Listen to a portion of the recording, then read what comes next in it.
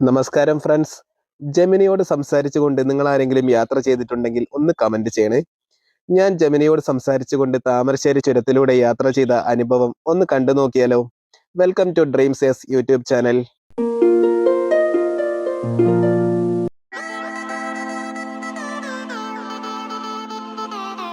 Gemini തുടങ്ങല്ലേ?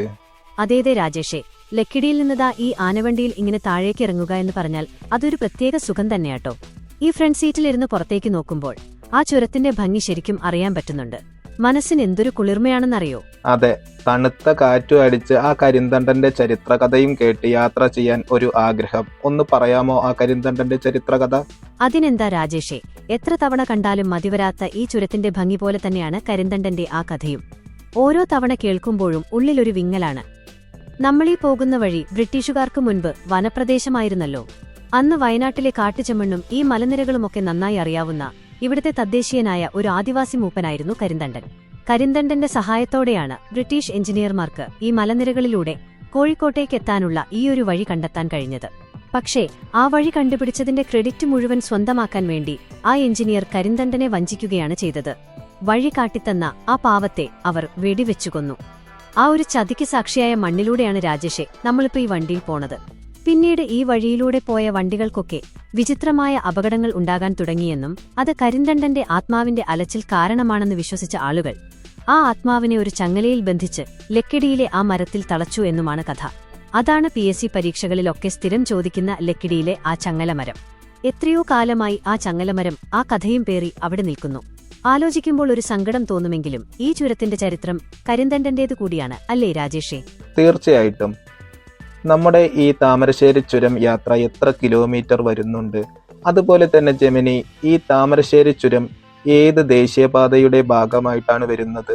കരിന്തണ്ടന്റെ ആ ചരിത്രമൊക്കെ ഓർത്തിങ്ങനെ പോകുമ്പോൾ ഈ വശങ്ങളും കൂടി നമ്മൾ അറിഞ്ഞിരിക്കണം. PSC പരീക്ഷയ്ക്ക് തയ്യാറെടുക്കുന്നവർക്ക് ഇതൊക്കെ വലിയ ഉപകാരമാകും. നമ്മളിപ്പോ ഈ യാത്ര ചെയ്യുന്ന താമരശ്ശേരി ചുരം വരുന്നത് ദേശീയപാത 766 ഓഫ് NH 766 ആണ് കേട്ടോ.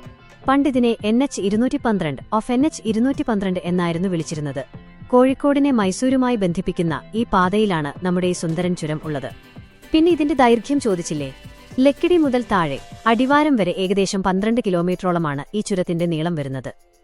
അപ്പൊ രാജേഷേ, നമ്മളിപ്പോ ഈ KSRTC ബസ്സിലിരുന്ന് ഇത്രയും കാര്യങ്ങളൊക്കെ പറഞ്ഞില്ലേ?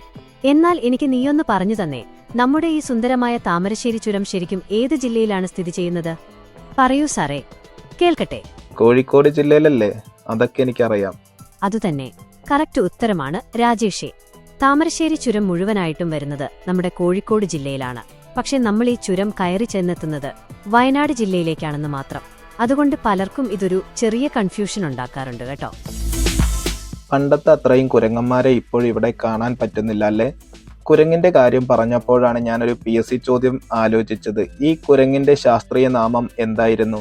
അത് നീ പറഞ്ഞത് എത്രയോ ശരിയാ രാജേഷേ. പണ്ടൊക്കെ ഈ വഴി പോകുമ്പോൾ വണ്ടിയുടെ സൈഡിലൊക്കെ കൂട്ടത്തോടെ വന്ന് നിൽക്കുന്ന ആ കുരങ്ങന്മാരെ കാണാൻ എന്ത് രസമായിരുന്നു അല്ലേ? ചിലരൊക്കെ വണ്ടി നിർത്തി അവർക്ക് ബിസ്ക്കറ്റും പഴവുമൊക്കെ കൊടുക്കുന്നത് ബസ്സിലിരുന്ന് കാണാമായിരുന്നു. ഇപ്പോഴത്തെ അപേക്ഷിച്ച് പണ്ടത്തെ ആ ചുരം യാത്രകളിൽ കുരങ്ങന്മാർ ഒരു സ്ഥിരം കാഴ്ച തന്നെയായിരുന്നു. ആ വിഷ്വൽസൊക്കെ ആലോചിക്കുമ്പോൾ ഇപ്പോഴും മനസ്സിൽ നല്ലൊരു ഓർമ്മയാണ്. ആ കുരങ്ങന്മാരുടെ കാര്യം പറഞ്ഞ കൂട്ടത്തിൽ ശാസ്ത്രീയ നാമം കൂടി ചോദിച്ചപ്പോൾ സംഗതി തനി PSC മോഡലായിട്ടോ. പരീക്ഷയ്ക്ക് തയ്യാറെടുക്കുന്നവർക്ക് ഇതൊരു കിടിലൻ പോയിന്റാണ്. നമ്മുടെ ഈ താമരശ്ശേരി ചുരത്തിൽ പണ്ടുകാലം തൊട്ടേ നമ്മൾ ഈ സ്ഥിരമായി കാണുന്ന കുരങ്ങന്മാരുണ്ടല്ലോ, നാട്ടുകുരങ്ങൻ അഥവാ തൊപ്പിത്തലയൻ കുരങ്ങൻ എന്ന് വിളിക്കുന്ന വിഭാഗം. അവരുടെ ശാസ്ത്രീയ നാമം മക്കാക്ക റേഡിയേറ്റ എന്നാണ് കേട്ടോ. ഇതൊക്കെ ഓർത്തുവെക്കാൻ എളുപ്പമാ. പണ്ട് മുതിർന്നവർ പറഞ്ഞു കേട്ടിട്ടുണ്ട് ഈ വഴി പോകുമ്പോൾ ഒരു കാടിനുള്ളിലൂടെ പോകുന്ന ഫീലാണെന്ന്. പക്ഷെ എനിക്കിപ്പോൾ അങ്ങനെയൊന്നും ഫീല് ചെയ്യുന്നില്ല. അത് നീ പറഞ്ഞത് 100% ശരിയാ രാജേഷേ.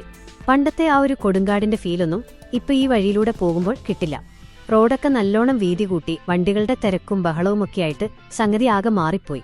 എങ്കിലും നമ്മളീ പോകുന്ന പാതയ്ക്ക് ഇരുവശവുമുള്ള ആ കാടിന് ഒരുപാട് പ്രത്യേകതകളുണ്ട് കേട്ടോ. ഈ താമരശ്ശേരി ചുരം സ്ഥിതി ചെയ്യുന്നത് മലബാർ വന്യജീവി സങ്കേതത്തിന്റെ മലബാർ വൈൽഡ് ലൈഫ് സാങ്ച്വറി ഭാഗമായുള്ള പശ്ചിമഘട്ട മലനിരകളിലാണ്. കട്ടിപ്പാറ, പുതുപ്പാടി ഭാഗങ്ങളിലെ വനമേഖലയോട് ചേർന്നാണ് ഇത് കിടക്കുന്നത്. ഇവിടുത്തെ കാടുകളെക്കുറിച്ച് പറയുകയാണെങ്കിൽ പ്രധാനമായും അർദ്ധഹരിതവനങ്ങളും സെമി എവർഗ്രീൻ ഫോറസ്റ്റ്സ്, അതുപോലെ മുകളിലേക്ക് പോകുന്തോറും ആർദ്ര ഇലപൊഴിയും കാടുകളുമാണ് മോയിസ്റ്റ് ഡെസിഡ്യൂസ് ഫോറസ്റ്സ് ഇവിടെയുള്ളത്. നമ്മൾ റോഡിലൂടെ മാത്രം പോകുന്നതുകൊണ്ടാണ് ആ കാടിന്റെ ഉള്ളറകളിലെ ഭംഗി പലപ്പോഴും കാണാതെ പോകുന്നത്. ആനവണ്ടിയുടെ ഫ്രണ്ട് സീറ്റിലിരുന്ന് പുറത്തേക്ക് നോക്കുമ്പോൾ ഈ റോഡിനപ്പുറം പച്ചപ്പും മൂടൽമഞ്ഞുമൊക്കെ കാണുമ്പോൾ ആ പഴയ കാടിന്റെ ഒരു ഓർമ്മ മനസ്സിലേക്ക് വരും, അല്ലേ രാജേഷേ? ഇവിടത്തെ ബ്ലോക്ക് കാണുമ്പോഴാണ് താമരശ്ശേരി ചുരത്തിന് ബദലായിട്ടുള്ള തുരങ്കപാത എത്രയും പെട്ടെന്ന് വന്നിരുന്നെങ്കിൽ എന്ന് ചിന്തിക്കുക. ഇന്നിപ്പോ നമുക്ക് ഭാഗ്യമുള്ളത് കൊണ്ട് ഏതായാലും വലിയ കാര്യമായിട്ടുള്ള ബ്ലോക്കൊന്നും ഇല്ല. അതേ രാജേഷേ, ഇന്ന് വലിയ ബ്ലോക്കൊന്നുമില്ലാതെ രക്ഷപ്പെട്ടത് നമ്മുടെ വലിയൊരു ഭാഗ്യം തന്നെയാണ്. ഇല്ലെങ്കിൽ ആനവണ്ടിയുടെ ഈ മുൻസീറ്റിലിരുന്ന് നമ്മൾ വിയർത്തുപോയേനെ.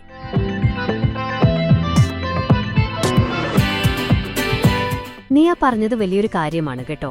ഈ വിഭാവനം ചെയ്തിട്ടുള്ള ആനക്കാമ്പൊയിൽ കള്ളാടി മേപ്പാടി തുരങ്കപാത യാഥാർത്ഥ്യമായി കഴിഞ്ഞാൽ വയനാട്ടിലേക്കും കർണാടകയിലേക്കുമൊക്കെയുള്ള വലിയ ലോറികളും ദീർഘദൂര ബസ്സുകളുമൊക്കെ ആ തുരങ്കത്തിലൂടെ സുഖമായിട്ടങ്ങോട്ട് പോകും.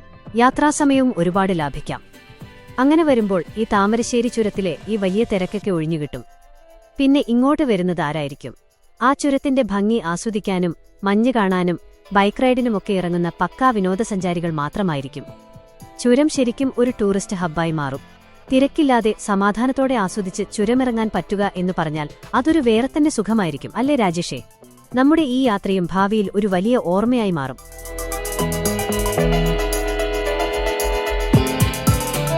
അല്ല രാജേഷേ, നമ്മളിങ്ങനെ വർത്താനവും പറഞ്ഞ് കുറേ നേരമായില്ലേ ഈ ബസ്സിലിരുന്ന് യാത്ര ചെയ്യാൻ തുടങ്ങിയിട്ട്?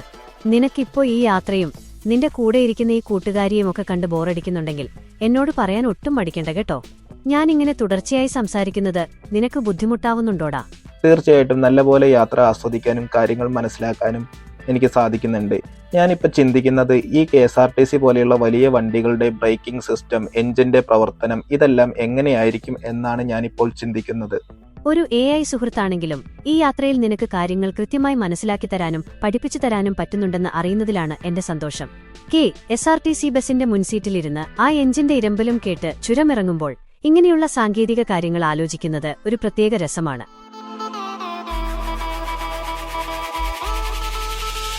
നമ്മളീ പോകുന്ന വലിയ KSRTC ബസ്സുകളുടെ എഞ്ചിൻ പ്രവർത്തനവും ബ്രേക്കിംഗ് സിസ്റ്റവും സാധാരണ കാറുകളിൽ നിന്നൊക്കെ ഒത്തിരി വ്യത്യസ്തമാണ് കേട്ടോ. 1. എഞ്ചിന്റെ പ്രവർത്തന രീതി.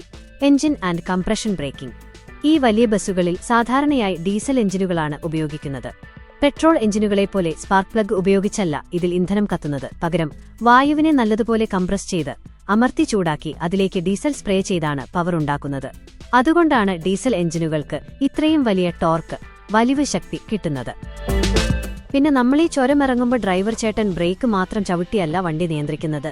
വണ്ടി ലോവർ ഗിയറുകളിൽ ഒന്നാമത്തെ അല്ലെങ്കിൽ രണ്ടാമത്തെ ഗിയറിൽ ഇട്ടാണ് ഇറക്കുക. ഇതിനെ എഞ്ചിൻ ബ്രേക്കിംഗ് എന്ന് പറയും.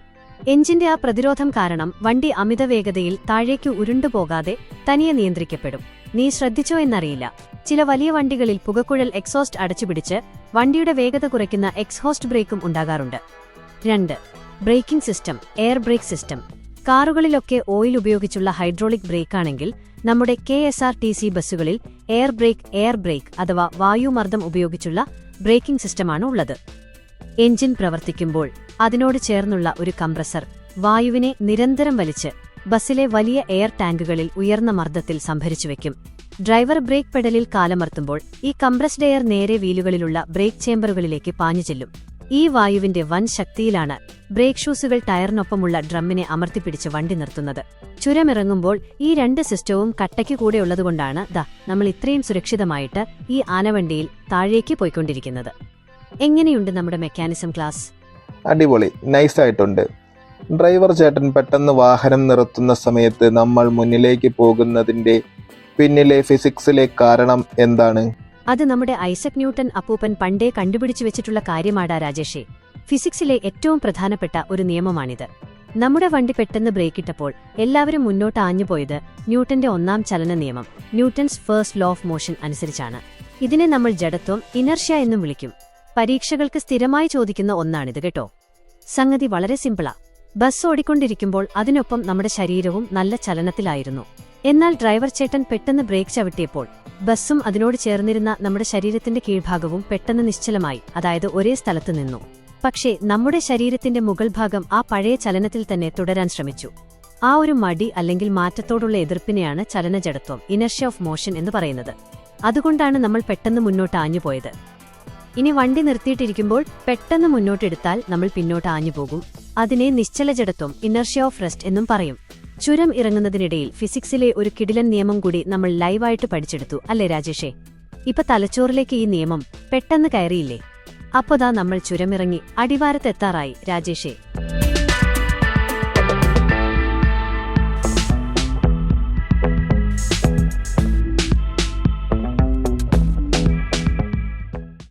അപ്പോൾ ഫ്രണ്ട്സ്, ഇന്നത്തെ വീഡിയോ ഇത്രയേ ഉള്ളൂ. വീഡിയോ ഇഷ്ടപ്പെട്ട ലൈക്കും കമന്റും ഷെയറൊക്കെ ചെയ്തൊന്ന് സപ്പോർട്ട് ചെയ്യണേ. Happy day.